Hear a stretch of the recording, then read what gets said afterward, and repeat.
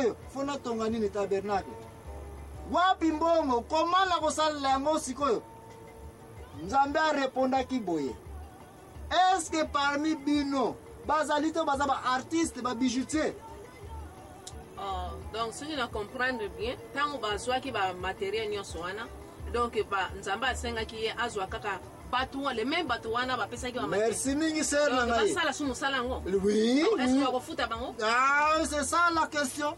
Des problèmes dans l'église lelo oh question sœur na nga poser ngai a yem to activiste na biso. Activiste mutoza toujours opposé na likambo ezali ete azo tenter ko défendre. Sœur na nga question kitoko ye nango. Olingolo bage bato oyo baza wana parmi Moïse pour tonga tabernacle bango kaka olingi lisusu o utiliser sanki bafutama réponse ali oui Nzambe alobaki tala parmi bino ba menuisier bazali ba maçon bazali yo poza tailler oyipe kotonga yaka boko sala misala nyonso na yango za komona tabernacle ya Moïse etonga maka na volonté ya batu mo oyo sœur na nga frère na ngai ndeko na ngai tia yango na mutu eloko munene église za na besoin na biso nyonso na mokili soki tewete biso tokena na ndako ya Nzambe soki wa échoué na likamo bima na église kene na cité na comprendre entendre ko lobi ke église etonga maki na volonté ya batu volonté ya Nzambe te ya batu merci mingi na question na wana tabernacle ya Moïse etonga maki na se ya instruction ya Nzambe na ordre ya Nzambe na mayele ya ingénieur ya Moïse mais la volonté ya batu double portion ya libosoko yalo ba matériel na bino nyonso bozana yango expliquez na bien to stolo belango déjà batu bayaki na ba wolo ba palata mabaya balé non volonté annonce yaka tile na église nde mama likambo na moni za ko compliquer ba église na biso ndengo za ko continuer ko poser question merci mingi eza yango volonté okay pasteur soka pesi annonce prêtre soka pesi annonce te toliko tonga boye tolinto sala boye toza ko luka bambongo ya batu oui bambongo il faut ya soki oza mbongo te matériel na il faut ya mais troisième point o batu mingi toza ko échouer na ba église ya volonté ya misato to ya mibale ya kopesa kaka mbongo te kiye matériel te participation na yo donc oyo linko ba ke soki na sana mbongo na ye kopesa et puis soki bazoluka tayer loko na ngamo na zakape donc na ye pe ko sala musala ngo sans que na charger église ke na yo ok sans que na charger église ke loko na za na tongaka oli kuna esika na sala ka bafuta na ko poser question pour comprendre question na yo na yebi ko toza ko kende question moko na za na yango yo prenons l'église na ta Moïse ke tabernacle il faut batongo na lin bat bayi na ba lin na bango mais siko ba ke no luka susu tayer akotonga o monji ko futa ye na ebande na posa yo question mbongo basala la onini pesa nga dema ka mbongo basala kanango kosomba eloko pe ko futa bato siko za na matériel etika ni ko foko futa bato mbongo lisute église na biso soki toko yiko yeba ete tabernacle ya Moïse tonga maki na se ya ordre ya Nzambe jamais ko bimisa mbongo ya ko futa ba maçon na tangu toza ba maçon na kata église na comprendre na tango toza ba charpentier na kata église jamais église ko komisa mbongo na ko futa à moins que to futa ba charpentier bazali un peu très spécial okay donc linko basoki na sali musala nyonso wana ifute na Nzambe ko futa wana nzela mususu Nzambe ya muta ko futa yo okay donc ya mwanza ko mona tabernacle ya Moïse etonga maki na ordre ya Nzambe na instruction ya Nzambe mais na volonté ya nani ya batu bayaki na ba bijou na bango yo mtu na problème ya kopesa ka ba bijou na église vraiment na comprendre donc connaissance bayaki na baya na bango bayaki na bilamba na bango bayaki na ba brique na bango oyo nyose ko participer bao bazaki na ngote sikoyo soki bakoye kozala basala kini donc wana bazala ki modi no bayaki na effort ya nzoto na bango bao bazaki ba artiste ba bijoutier bango ne bat baye kosala ba kopo wana ba prêtre bazali ko mela mbungu na bango bango ne ba desina ki le deux chérubins ba ange lumi baye bazako kengela nini arche ba artiste bat ba beta ki yango Vous comprenez ce que le mouvement de l'église est organisé. Est-ce que vous avez une question pour nous dire qu'est-ce que signifie l'église? Bon, et la question est l'église, la société, la biso. Oh, merci Mingi. Maman, elle est comme ça, la question c'est l'activiste. En intermo, on va poser une question. L'église réponse dans la société na biso zali nini. Tant tokozonga toko développer importance église kati na société na biso. So to comprendre bebe makambo oyo. Poso nzambe devant biso na église.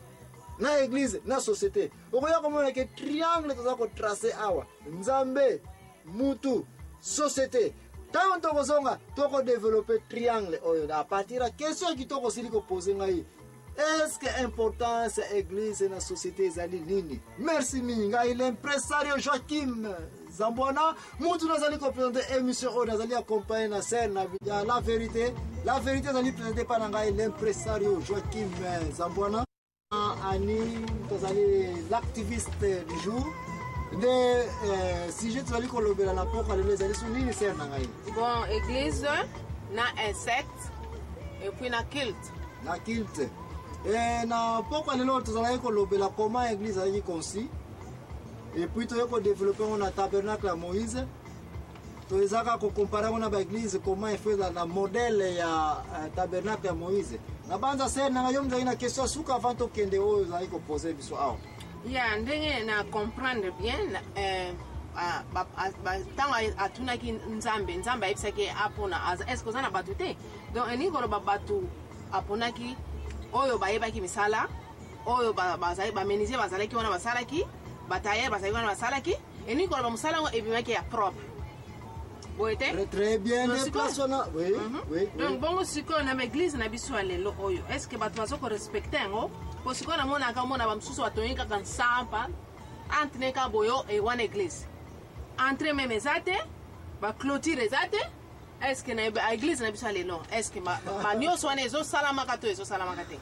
Ya merci mingi ser na ngai na banza na ndenge osili kopose soko otali bien vision Moïse azwaki vision na badimension elingi bake nzambe apesi plan nzambe alingi mosala nyonso bakosala eza na plan ezala kitoko me ndenge olobi baeglise lelo ono okuta bato bapaster aye kaka boye azwi kaka mwa masomo boye esalanga eglise awa tongelanga boye ye moko kaka aza kosala imposition na ye na ndenge alingeli eglise yango ezalela oui oza na raison ser na ngai ce n'est pas possible ke bapaster bakende kopesaka ordre ya kosala église ndenge balingeli yango soko otali modèle ya tabernacle elingi koloba ete il faut tolanda yango position église management église terrain église na même na temps ya Moïse ser na ngai nzambe alakisaki même ke église tabernacle eta na côté ya est elingi koloba ete oui oza na raison ser na ngai soki boza na projet ya construction na kati ya église bapaster baza obligé baconsulte bamembre ya église banani bato bayebi misala ya maboko bamembre ya église oyo base réunir bayeba comment bakosala misala oyo po ebima propre okoki kaka kotonga église na ndenge olingi kotongela yango te na salite nyonso ekoki kosalema bongo te ser na ngai oza suna mutuna concernant l'église. Bon, question nga moko na posaki liboso oyo ezaki tina importance ya église na société. Merci mingi importance ya église na société ezali na réponse oyo nga na koyipe ko poser aux questions comme ça so oyo répondre question na ngai oyo nde okoyi koyeba wapi important ngai yebisa ngai yo po voyage ka trop na monde ba payer belé oyebi yebisa nga pays nini oyo koyi koyebisa nga oyo ezali ete ezana ba église oyo ba église ngo ekoki kozala na bamakambo oyo ezali ete société eza kose réjouir na yango avant na peso réponse pesanga 3 exemples ya baéglise oyo basali mwa eloko moko ezali ke okoki kopesa yango kombo eke société eza kobénéficie na yango. Bon, par exemple église ekokosala école hôpital homme de veillard bamakambo ebele université bon na mona église esalaka babiloko ndenge maison sociale mpona okende kotia bakoko kosunga bango oui bana bazali kobotama bamaternité kopesa bango baprogramme ya nutrition ya kolia ser nanga na banza ba réponse opesi ngai yango wana mpe nga na koyebisa yo ete importance ya église na société na biso ezali ete Nzambe aucun jour akita na mabele po alia mbongo ya église. Vrai ou faux? Ya solo mesiko po ane balobaka ke eza mbongo ya Nzambe. Tolobaka yaka kopesa na Nzambe, yaka kopesa na Nzambe. Simplement parce que mbongo tokopesa na église po na kombo ya Nzambe. Misala oyo kosala kombo ya Nzambe ezo lokumu kati na biso na mabele. En réalité, aucun jour Nzambe aya na mabele opo ya kolia mbongo oyo topesaka na église. Mbongo ya église ezalaka jamais ya Nzambe. Mais ezalaka ya biso moko. Parce que yo oza kodute mena na question. Olobi hôpital oyo tonga église oyo tonga hôpital. Na mbongo wapi? Wa bato ba kopesa te. Mbongo donc ekena lola te batongela monini? Hôpital. Siko hôpital ngo yo lelo soko beli okena hôpital ya kitoko drag